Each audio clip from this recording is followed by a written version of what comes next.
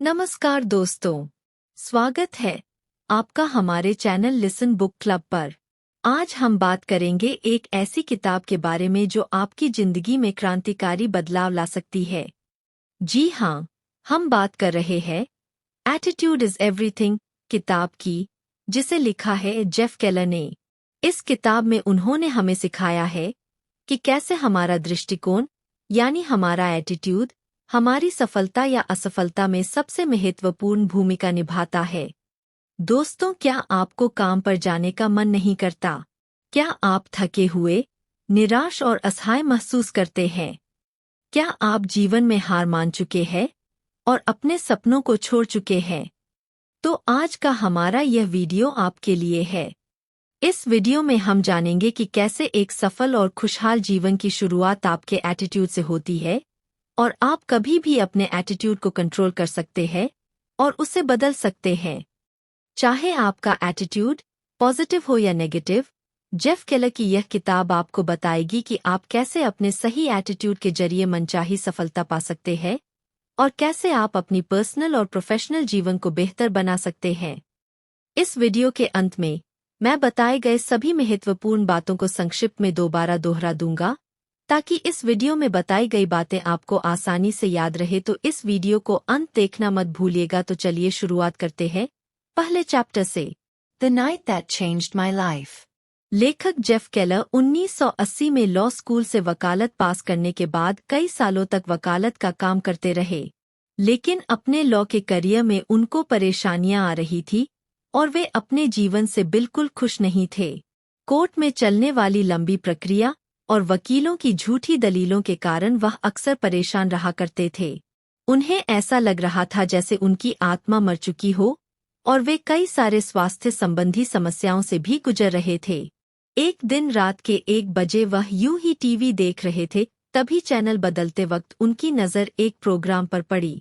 इस प्रोग्राम का नाम था द मेंटल बैंक। यह घर पर ही किया जाने वाला एक कोर्स था जिसमें बताया गया था कि अपनी सोच और अपने बिलीफ को बदलकर हम जीवन में सब कुछ हासिल कर सकते हैं।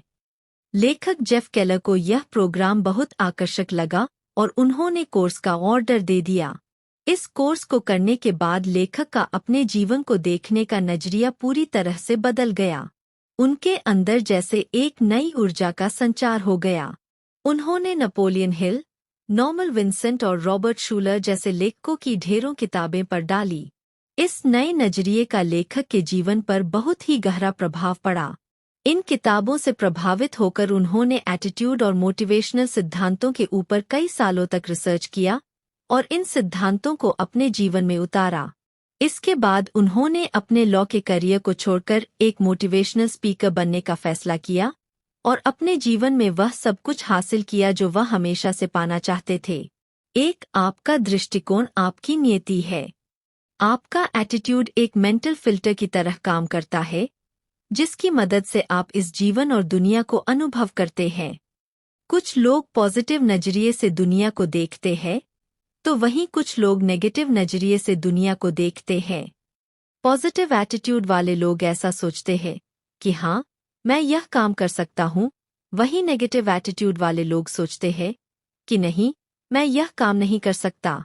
लेखक मार्क और हेनरी नाम के 2 लोगों की कहानी के जरिए हमें पॉजिटिव और नेगेटिव एटीट्यूड का उदाहरण देते हैं। मार्क लंच टाइम में एक रेस्टोरेंट में जाता है और उसके कुछ मिनट बाद हेनरी भी उसी रेस्टोरेंट में जाता है। दोनों एक ही टेबल पर बैठते हैं। वेटर एक ही समय पर मार्क और हेनरी का ऑर्डर लेता है और एक ही साथ उन दोनों को खाना भी सर्व करता है। दोनों लोगों ने अपने खाने के लिए एक समान ही इंतजार किया, लेकिन मार्क ने अपना लंच बहुत एंजॉय किया और वह खुशी खुशी अपने काम पर लौट गया। वही हेनरी अपने नेगेटिव एटीट्यूड के चलते खाना मिलने में देरी होने के कारण बहुत नाराज और परेशान था। हमारा एटीट्यूड एक खिड़की के जैसा होता है जो कि बचपन में बिल्कुल साफ होता है, लेकिन जैसे जैसे हम बड़े होते जाते हैं इस खिड़की पर धूल जमती जाती है। बचपन में हर बच्चे को लगता है कि वह कुछ भी कर सकता है, लेकिन जैसे जैसे वह बड़ा होता है तो लोगों की आलोचना, निराशा, सेल्फ डाउट और रिजेक्शन के कारण उसके मेंटल एटीट्यूड की खिड़की धीरे धीरे मैली हो जाती है। लेकिन अच्छी बात यह है कि हम इस लड़की को साफ कर सकते हैं और अपने एटीट्यूड को पूरी तरह से बदल सकते हैं। अमेरिकन लेखक ह्यूग डाउन्स ने कहा है कि एक खुश इंसान वह नहीं है जिसकी परिस्थितियां उचित है, बल्कि वह है जिसके पास उचित एटीट्यूड है। 2 सकारात्मक दृष्टिकोण का चयन करें। अर्ल नाइटिंगेल का एक क्वोट है, "We become what we think about", यानी कि हम जो सोचते हैं हम वही बन जाते हैं। लेखक के अनुसार इंसान एक ह्यूमन मैग्नेट की तरह होता है। आप जाने या अनजाने में अपनी सोच और भावनाओं को ब्रह्मांड में भेजते रहते हैं और एक ह्यूमन मैग्नेट की तरह उन चीजों और परिस्थितियों को आकर्षित करते हैं जिसके बारे में आप ज्यादातर सोचते हैं। यदि आप नेगेटिव सोच और भावनाएं रखते हैं तो आप नेगेटिव परिस्थितियों को ही आकर्षित करेंगे। आपके विचार के अनुसार आपका मन लोगों और परिस्थितियों को आकर्षित करता है।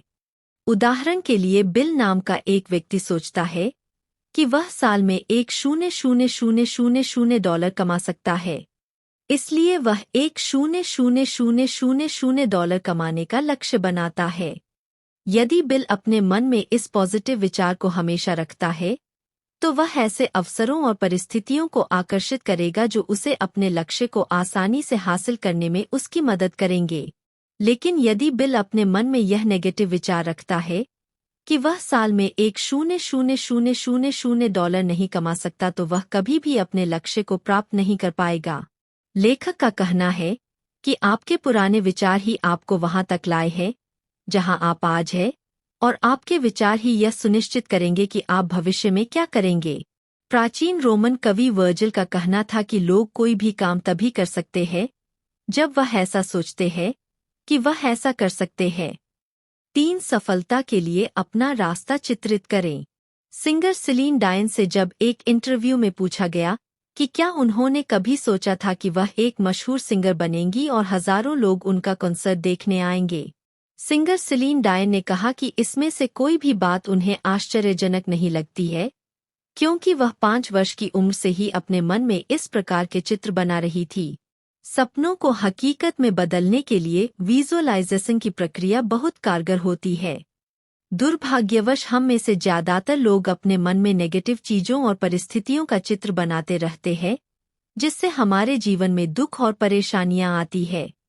विजुअलाइजेशन वह प्रक्रिया है जिसकी सहायता से हम अपनी मनचाही चीजों का चित्र अपने मन में बनाते हैं। इस प्रक्रिया की मदद से आप यह निर्धारित कर सकते हैं कि आप किस प्रकार के संबंध चाहते हैं, आप जीवन में कितनी सफलता पाना चाहते हैं और कितने पैसे कमाना चाहते हैं। 1990 में कॉमेडियन जिम कैरी जब एक साधारण इंसान थे तब उन्होंने अपने नाम $10 मिलियन का एक चेक लिखा और यह सुनिश्चित किया कि 5 साल के अंदर अपनी एक्टिंग के जरिए वह यह पैसा कमा लेंगे। जिम कैरी हमेशा इस चेक को देखकर यह विजुअलाइज किया करते थे कि उन्होंने अपना लक्ष्य प्राप्त कर लिया है और इस चेक में लिखी धनराशि उनके पास है। 1994 जिम कैरी की फिल्म डम डम्बर रिलीज हुई और उन्हें अपनी एक्टिंग के लिए $10 मिलियन का एक चेक मिला। विजुअलाइजेशन की प्रक्रिया आपके सफलता की राह को और आसान बना देता है। 4 एक प्रतिबद्धता बनाएं और आप पहाड़ हिला देंगे। लेखक के अनुसार जो लोग अपने लक्ष्य के प्रति पूरी तरह से कमिटेड अर्थात समर्पित रहते हैं, उनके लिए सफलता के दरवाजे अपने आप खुल जाते हैं। उदाहरण के लिए डेविड बॉल्डैक्सी एक बहुत बड़े उपन्यासकार बनना चाहते थे, लेकिन उनके पास लिखने का कोई खास अनुभव और कुशलता नहीं थी। शुरुआत के कई वर्षों तक वह एक नॉवल भी पूरा नहीं कर पाए थे। वह हर दिन सुबह होने के साथ ही लिखना शुरू कर देते थे और अपनी लिखने की कुशलता को बढ़ाने की कोशिश करते थे। उन्होंने 10 वर्षों तक प्रयास किया और कुछ नॉवल लिख डाले, लेकिन इन सब से वह एक पैसा भी नहीं कमा पाए। लेकिन 1996 में उनके एक नॉवल के ऊपर एब्सोल्यूट पावर नाम की एक फिल्म बनी जिसके लिए उन्हें लाखों डॉलर की धनराशि प्राप्त हुई। लेखक जेफ केलर कहते हैं कि हमें अपने लक्ष्य को नहीं भूलना चाहिए और उसके प्रति पूरी तरह से समर्पित रहना चाहिए। 5 अपनी समस्याओं को अवसरों में बदलें। जब भी हम किसी समस्या से गुजर रहे होते हैं या हमारे ऊपर कोई विपदा आती है, तो हमारे मन में बस इसी तरह के सवाल चलते हैं जैसे कि यह मेरे साथ ही क्यों हुआ? अब मैं क्या करूंगा? मेरी सभी योजनाएं बर्बाद हो गई। लेखक कहते हैं कि इस तरह के विचार आना स्वाभाविक है, लेकिन हर समस्या में हमारे पास दो विकल्प होते हैं। या तो हम समस्या में पूरी तरह डूब कर अपना जीवन बर्बाद कर ले या फिर उस समस्या से सीख लेकर जीवन में आगे बढ़े। वह कहते हैं कि हमें समस्या को समस्या की तरह ना देखकर एक अवसर की तरह देखना चाहिए। हर समस्या आपको अपने जीवन में बदलाव करना सिखाती है। हालांकि आपको लगता है कि आप समस्या से पीड़ित हैं, लेकिन कभी-कभी यह समस्याएं आवश्यक होती है, जो कि एक ब्लेसिंग अर्थात आशीर्वाद के रूप में हमारे पास आती है। 6 आपके शब्द एक छाप छोड़ते हैं। लेखक कहते हैं कि आपके शब्दों में असाधारण शक्ति होती है। आपके शब्द आपका भविष्य उज्ज्वल भी बना सकते हैं और आपके जीवन को बर्बाद भी कर सकते हैं। वो कहते हैं कि हमारे शब्दों से ही हमारे बिलीफ्स बनते हैं और बिलीफ्स ही हमारे जीवन को संचालित करते हैं। अपने जीवन को बदलने की शुरुआत उन शब्दों के बदलने से होती है जिनका प्रयोग आप अपनी रोजमर्रा के जीवन में करते हैं, और यह केवल उन शब्दों तक ही सीमित नहीं है जिसे आप साधारण बातचीत में इस्तेमाल करते हैं, बल्कि यह नियम उन शब्दों पर भी लागू होता है जो आप अपने मन में सोचते हैं। उदाहरण के लिए टॉम को लगता है कि वह सेल्स का काम अच्छी तरह से नहीं कर सकता। टॉम पूरे दिन सैकड़ों या लगभग हजारों बार अपने मन में यह सोच दोहराता रहता है और धीरे धीरे उसका यह विश्वास बन जाता है कि वह सेल्स का काम अच्छे तरीके से नहीं कर सकता। अपनी सोच के कारण टॉम अपने सेल्स कैरियर में असफल हो जाता है और इसलिए टॉम कभी भी पर्याप्त धन नहीं कमा पाता। लेखक कहते हैं कि आपकी सोच से ही आपके शब्द बनते हैं और आपके शब्द आपका विश्वास बन जाते हैं, जो यह निर्धारित करता है कि आप जीवन में सफल होंगे या असफल। 7 आप कैसे हैं? जेफ केलर कहते हैं कि यदि कोई आपसे पूछे कि आप कैसे हैं, तो इसके 2 तरह के जवाब हो सकते हैं, पॉजिटिव या नेगेटिव। आप इस सवाल का जवाब बस कुछ ही शब्दों में देते हैं, लेकिन उन शब्दों से आपके एटीट्यूड का पता चल जाता है। अगर आप यह कहते हैं कि आप अच्छे नहीं हैं या अच्छा महसूस नहीं कर रहे हैं, तो आपके अंदर और ज्यादा नेगेटिव ऊर्जा बढ़ जाती है और आपके आसपास के लोग भी निराश हो जाते हैं। वहीं अगर आप अच्छा ना होते हुए भी पूरी ऊर्जा के साथ जवाब देते हैं कि आप बहुत अच्छे हैं और आजकल बहुत अच्छा महसूस कर रहे हैं, तो आपके अंदर एक अद्भुत ऊर्जा आ जाती है और आपका आत्मविश्वास बढ़ जाता है। इसलिए जब भी आपसे कोई पूछे कि आप कैसे हैं, तो आप हमेशा कहे कि आप बहुत अच्छे हैं और बहुत अच्छा महसूस कर रहे हैं। शुरुआत में यह थोड़ा अटपटा लग सकता है, लेकिन यदि आप अपने जवाब पर अडिग रहें तो आप जल्द ही आप यह पाएंगे कि आप अच्छा महसूस कर रहे हैं और लोग आपके आसपास रहना चाहेंगे। 8 शिकायत करना बंद करो। लेखक जेफ केलर कहते हैं कि कोई भी आपके दुख और दर्द नहीं सुनना चाहता। उनके अनुसार शिकायतें करना एक जहर की तरह होता है जो आपकी खुशियों को बर्बाद कर देता है, इसलिए कोई भी इस जहर का शिकार नहीं बनना चाहता। उदाहरण के लिए मान लीजिए अगर आपका कोई दोस्त अपनी सारी नेगेटिविटी लाकर आप पर उड़ेल देता है, तो आपको कैसा लगेगा? जाहिर सी बात है कि आपको बिल्कुल भी अच्छा नहीं लगेगा और शायद आप उस दोस्त से दोबारा ना मिलना चाहते हो, क्योंकि नेगेटिव या बुरी खबरें किसी को भी पसंद नहीं आती। इसलिए लेखक कहते हैं कि हमें हर चीज के बारे में शिकायत करना बंद कर देना चाहिए, क्योंकि आप जितना ज्यादा शिकायत करते हैं, आप उतनी ही ज्यादा शिकायत करने वाली परिस्थितियों को आकर्षित करते हैं। विलियम पेन के अनुसार खुशी का रहस्य इसमें है कि आप अपनी शिकायतें न गिनकर अपने आशीर्वादों को गिने। 9 सकारात्मक लोगों के साथ जुड़े। बाइबल की एक लाइन है, a mirror reflects a man's face, but what he is really like is shown by the kind of friends he chooses. यानी कि एक आईना सिर्फ इंसान का चेहरा दिखाता है, लेकिन उसकी असलियत जानने के लिए हमें यह देना चाहिए कि उसके दोस्त किस प्रकार के हैं। लेखक का कहना है कि सिर्फ पॉजिटिव सोचने तथा पॉजिटिव बोलने भर से आप सफल नहीं हो सकते। आप कैसे लोगों के साथ अपना ज्यादातर समय बिताते हैं, यह बात भी बहुत महत्वपूर्ण है। उदाहरण के लिए माइक नाम का एक लड़का हाई स्कूल में पढ़ता है और वह अपना ज्यादातर समय अपने पड़ोस के लड़कों के साथ बिताता है। उन लड़कों का ना तो कोई लक्ष्य है और ना ही कोई सपने हैं और वे हमेशा नेगेटिव बातें ही करते हैं। माइक जब भी उन्हें किसी नए आइडिया के बारे में बताता है तो वह सारे मिलकर माइक का मजाक उड़ाते हैं और उसका मनोबल तोड़ देते हैं।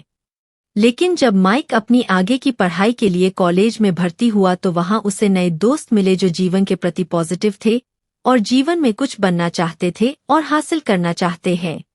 माइक ने अपने पुराने दोस्तों को छोड़कर नए दोस्तों के साथ रहने का फैसला किया। माइक को तुरंत ही इसके अद्भुत परिणाम मिले। उनके साथ रहकर माइक को अच्छा महसूस होने लगा और उसने अपने भविष्य के लक्ष्य निर्धारित कर लिए। कॉलेज खत्म करते हैं माइक ने अपना बिजनेस शुरू किया और कुछ ही सालों में एक सफल इंसान बन गया।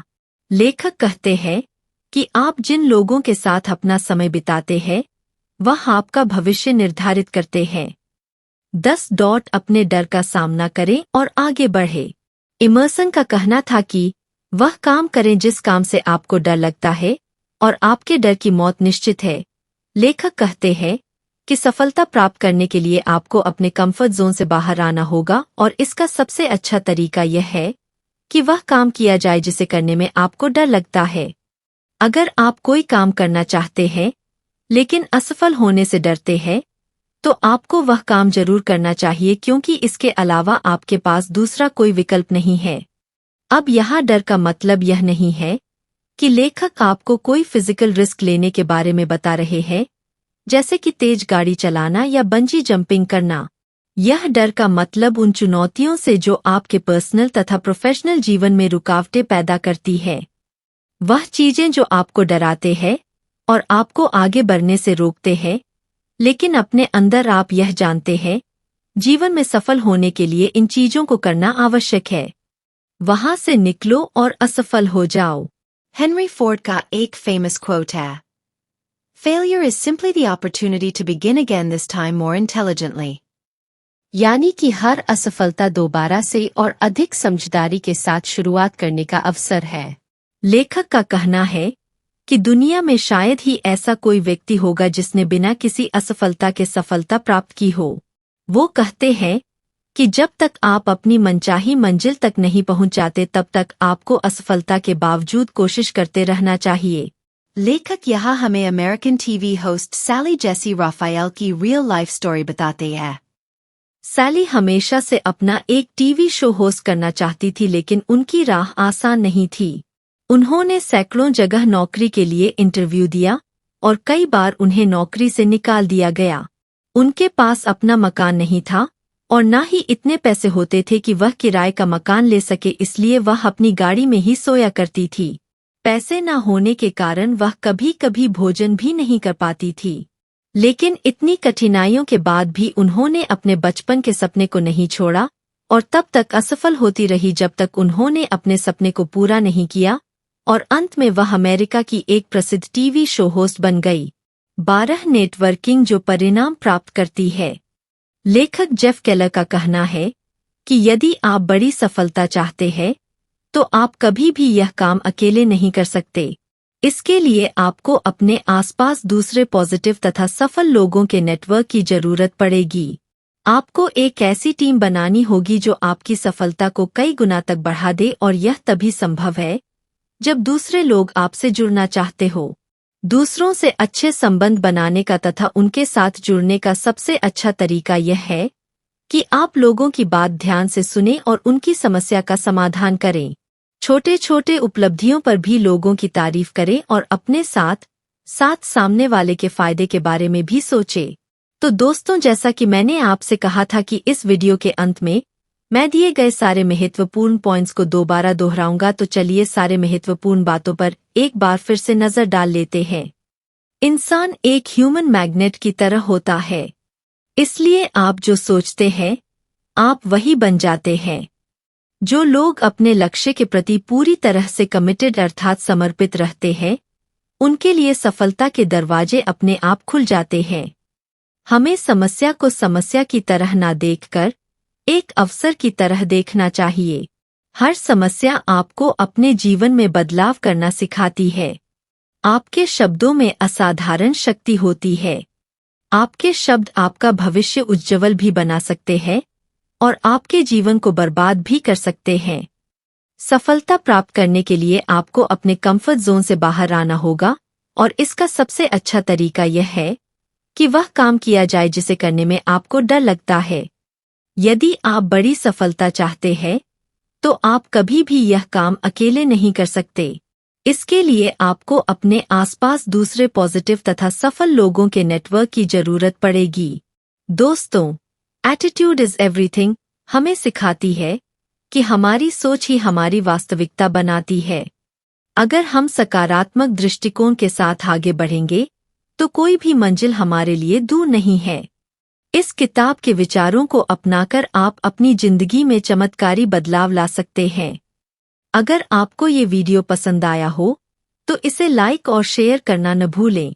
और अगर आप हमारे चैनल पर नए हैं तो सब्सक्राइब जरूर करें ताकि आपको ऐसी ही और प्रेरणादायक वीडियोज मिलती रहें। धन्यवाद।